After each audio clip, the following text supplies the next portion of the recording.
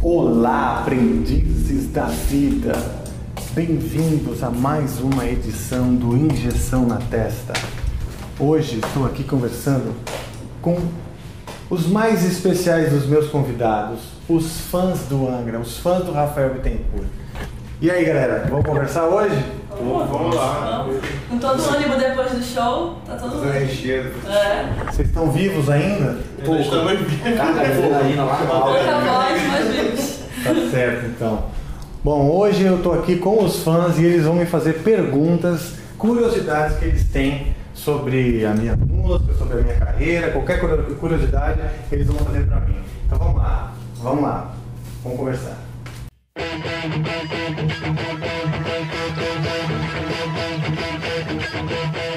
Bom, tô aqui com a galera de Belém. O Angra acabou de fazer um show e a gente está conversando. Temos 11 minutos ali no cartão para a gente ter uma conversa rápida. Isso daqui provavelmente vai ser conteúdo de Injeção na Testa. Tenho aqui o Rômulo, Vitor Hugo, você não se apresentou? O Ronaldo e a Ana Cláudia, certo? Vamos lá, quais são as curiosidades que vocês têm? Se vocês pudessem um dia ter a oportunidade de encontrar o Rafael Bittencourt, qual seria a pergunta que vocês fariam para ele? Ana Cláudia. Tá, assim, eu nunca imaginei de fato, quando eu ouvi estas músicas, principalmente o álbum do Bittencourt Project, cara, qual é o sentido do nome da tua música Comendo Melancia? Toda vez que eu ouvia, eu falava, meu Deus, ele tava realmente comendo melancia e foi inspirado para fazer a música, ou foi uma jogada de marketing para fazer um nome casual? Como foi isso? Algumas vezes as pessoas me perguntam isso. É o seguinte, essa música foi encomendada. Teve uma época que eu participava eu tinha um patrocinador que era o Santo Ângelo, me encomendaram uma música instrumental. E aí eu fiz a música instrumental, e a música instrumental é aquela coisa, você não chega a pensar num título, porque não vai ter letra, né? Então eu fiz a música primeiro. Só que as músicas, para mim, as ideias, todas elas vêm sempre cheias de imagens e sensações. Os acordes, as notas, para mim, elas têm sempre associações com cores e outros sentidos, né? E como ela está em Lá, e para mim o Lá é vermelho, eu imaginei algo vermelho. Para mim o acorde tem um certo peso, um acorde pesado. Então eu imaginei algo que fosse vermelho e pesado. Só que é um Lá com sétima, e para mim, aí a sétima do Lá é o Sol. E para mim o Sol é verde. Então eu imaginei algo pesado, vermelho por dentro e verde por fora. Aí logo me veio a melancia. E quando me veio o lance da melancia, eu imaginei, pô, a melancia é um negócio legal, porque a gente não come uma melancia sozinho, né? A melancia é algo que a gente compartilha e tal. E aí eu já comecei a mais ou menos viajar mesmo na ideia de criar algo que fosse autoastral, algo que fosse alegre, para que as pessoas compartilhassem, né? E representando essa coisa que a música tem, de que você não faz uma música para comer sozinha, você faz para compartilhar, para dividir, né? E a música deixa de ser sua, ela passa a ser das pessoas que usufruem dela, né? Foi por isso Comendo Melancia.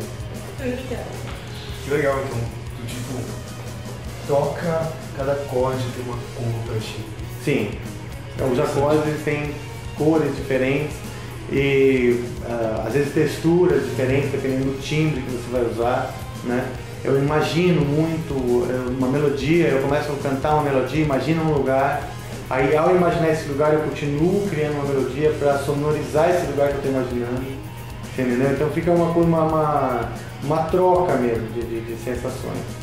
Não só uma coisa inspira aquela cor e a cor inspira outras coisas e aí vai. Eu gosto muito de compor de olho fechado e entrar mesmo dentro de uma atmosfera dentro da minha cabeça.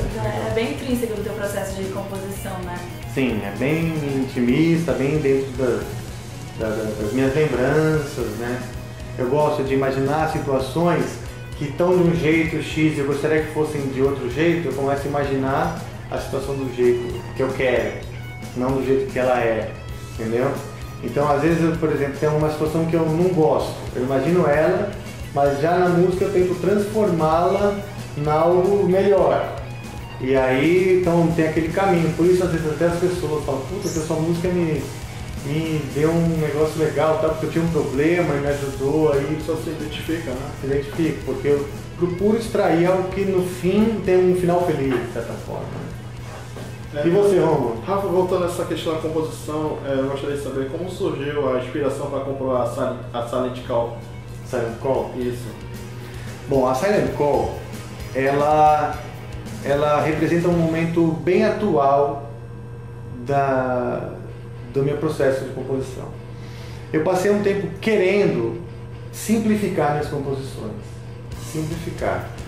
E que as minhas composições pudessem ser tocadas nas rodas de lareira, de fogueira, luau na praia, festinha, né? Que nem Legião Urbana, Beatles, essas músicas. Eu sempre quis que a minha música fosse parte dessas rodas, entendeu? Isso é mais acessível, né? Eu não tinha a pretensão de que elas fossem sofisticadas, que o cara demorasse muito tempo para aprender. Não, eu quero que o cara da primeira aula saiba tocar a música. Então eu sempre buscando entrar nesse sistema um pouco mais simplificado, né? De síntese. E é difícil. É difícil você botar uma carga emocional com poucos acordes, né? Não é fácil para mim. Bom, eu estava na praia um dia, com a minha mulher, a gente estava de férias na praia, e eu estava só ouvindo o barulho do mar, assim, as ondas chegando e voltando. Eu entrei naquele ritmo do mar, né? Quebrando. Aí eu fiquei naquele ritmo mais lento. Aí já comecei a imaginar algo que fosse naquele ritmo. E aí a melodia veio. E ela veio assim. New day, sunrise, all the trumpets of the dawn. Esse pedaço veio.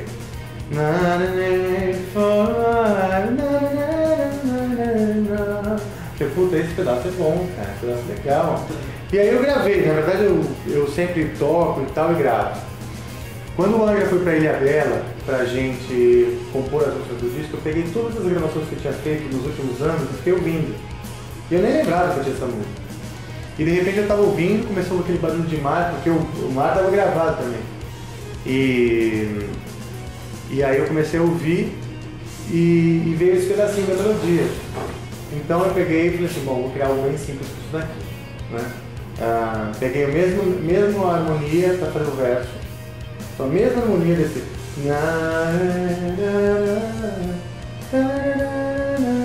São os mesmos acordes, eu tô assim. Aí tem o começo, depois. E aí eu falei assim, putz, mas ainda falta um ápice, um momento apoteótico para isso. Aí eu criei o refrão, né? Que é a terceira parte. É uma música com 3 partes, uma música que tem 2 minutos e meio, que é uma música que não precisa muito, uma música de som, violão, o cara cantar. E que eu me senti feliz porque atingi a minha meta de ter uma música onde os caras podem tocar numa festinha. Até a Rebirth, às vezes os caras não conseguem tocar numa festinha porque é cheio de partes e tal, por mais que ela seja fácil, né, de cantar, fácil de tocar, é uma música grande, é uma música complicada de se aprender, né? Mas com essa música aí eu acho que eu consegui fazer isso. Sim, Rafael, o Angra ele tem 2 álbuns conceituais, Temple of Shadows e o Acro. E não sei qual, mas o Temple of Shadows estava completamente por trás ali da história, da narrativa, do Cavaleiro, da Inquisição e tudo. Eu queria saber como é que tu chega nessas histórias. Tu senta, assim, tu pega um livro, tu lê, tu estuda, como tu... Cara, é um pouco de cada. Eu não sou um cara super CDF estudioso como pensam às vezes. Eu trabalho com o que está no meu redor, tá? Então, na época eu estava lendo um livro que tinha esse assunto, e filmes e assuntos misturados, por exemplo, a guerra no Iraque, né? Isso ficava na minha cabeça, conflitos religiosos, religião, por que as pessoas ligam por religião, a minha religiosidade também, a minha descoberta, a nossa busca para a religiosidade, tudo isso veio junto. Então eram as coisas que eu estava vivendo na época, né? Então eu acho que você tem que procurar as coisas que você está vivendo na época, que tem ao seu acesso. O livro, por exemplo, é um livro que minha mãe me emprestou, então, o físico, do Noah Gordon, tinha lá uma trama legal e o cara era um cristão que se faz por judeu para entrar numa escola muçulmana. Sabe? Assim, então, você encontra um pouquinho de cada uma dessas três culturas na Idade Média. É muito legal esse livro. E falei, putz, comecei a misturar tudo isso. Então, o meu conselho é misture as coisas que estão próximas a você. As coisas que você está vivendo, os seus questionamentos. Quando o cara vai compor, a minha sugestão é você encontrar o teu caminho, das coisas que estão próximas a você, dos teus questionamentos, juntar com as coisas que você vive. Entendeu? Quanto mais próximo da tua própria identidade, mais único vai ser. Vai mais original. Porque as coisas que você observa e vivencia é o que você tem de mais original. Porque ninguém observa o mundo de dentro de você, a não ser você mesmo. Entendeu? Então não adianta eu falar assim, não, pesquise esse livro, que são coisas que me serviram. Né? A minha dica é, encontre esse teu olhar sobre as coisas. E vai combinando as coisas, misturando mesmo. Entendeu? Pô, de repente você gosta de um quadrinho, de repente você gosta de algum outro assunto, isso aqui lá, vai misturando tudo isso. Aí você vai criar uma receita própria, uma receita que é só sua. Entendeu? Vai lá. Assim, o processo de composição do Secret Garden, o arranjo de todos os instrumentos, como foi que vocês fizeram? Você falou, parece que deu pra notar que é bem suave o seu processo de composição. É característico de um artista mesmo, ser sensível às coisas, ao ambiente que ele está. E essa sensibilidade ela existiu no processo de composição dos arranjos. Uma guitarra conversar com baixo, que conversa com a bateria, e todos conversam entre si. Sim, eu acho que isso é mais por conta da experiência que todos têm, né? Hoje em dia a gente tem uma experiência, um entrosamento, uma sintonia muito grande. E eu acho que isso é o que facilita. E todos têm essa sensibilidade, todos lá na banda têm um olhar sobre as coisas, uma perspectiva, uma opinião sobre como que deve ser o disco, como deve ser o som do disco. E na verdade nessa discussão, nessas conversas, é que a gente consegue a soma dos talentos, né? Na verdade nem a soma, é a multiplicação assim, dos talentos, porque um inspira o outro, uma ideia gera outra, e aí a gente vai casando esses arranjos. Legal? Legal. E então é isso. Tô com medo de acabar o track lá. Fala aí, assim, a música brasileira, vocês levam muito cada CD vocês levam a música brasileira pra fora. Como é que eles recebem essa diversidade da música brasileira? A música brasileira, cara, eu acho que é o que torna a banda mais única na cena internacional, entendeu?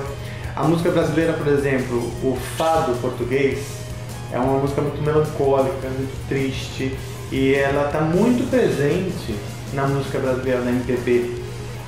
Mesmo que a gente não perceba, a música brasileira tem uma melancolia que vem da música portuguesa. E os ritmos afro-brasileiros também. Então, isso tudo e é muito natural pra gente, porque tanto eu quanto o Kiko começamos no violão. Na época ninguém tinha guitarra quando a gente era moleque. Primeiro você tinha que aprender violão, se você aprendesse violão, você ganhava uma guitarra. Então a gente aprendeu primeiro bossa nova, samba, João Gilberto, essas coisas, para daí conseguir entender o que era o Iron Maiden, o AC/DC, entendeu? Então pra gente é natural essa troca. É isso aí, gente. Ficamos com mais um Injeção na Testa, informação de graça para você. Fui!